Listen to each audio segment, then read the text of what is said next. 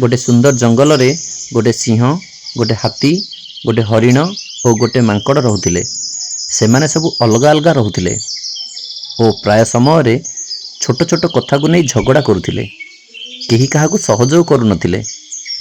दिने एक जंगल को गोटे चतुर शिकारी आसिला। से भाविला यही पशु माने जदि अलग अलग रही तेबे सेमानकु धरिबा मो पई सहज होइथांता। से जंगल भितरे जाल बिछाई देला। किछि समय परे हरिणटी दौड़ुथिबा बेले सेही जाल रे पड़ीगला। से भୟରେ चित्कार करिला, बंचाओ बंचाओ। यह शुणी मांकड़ हाथी और सिंह सेठाकू आसिले। प्रथमे सेमाने भाविले आमे काहेकि साहाय्य करिबु, किंतु मांकड़ कहिला आमे जदि साहाय्य करिबानी तेबे शिकारी आमको सबु धरि नेब।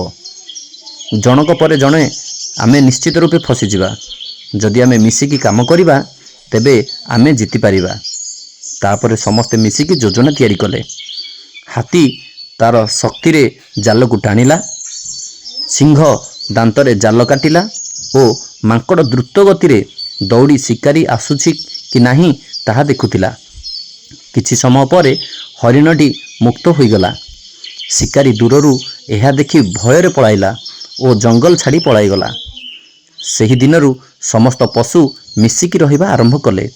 सेमाने बुझीगले जे एकतारे ही बल अछि। समस्ते मिलमिशि रहिले आमर कौनसी असुविधा हेबो नाही कि आमर केही क्षति करि परिबो नाही। एही छोट गपटीरू आमे शिखिले मिसिकी रहिले बड़ समस्या को मध्य सहजरे जीति पारिबा।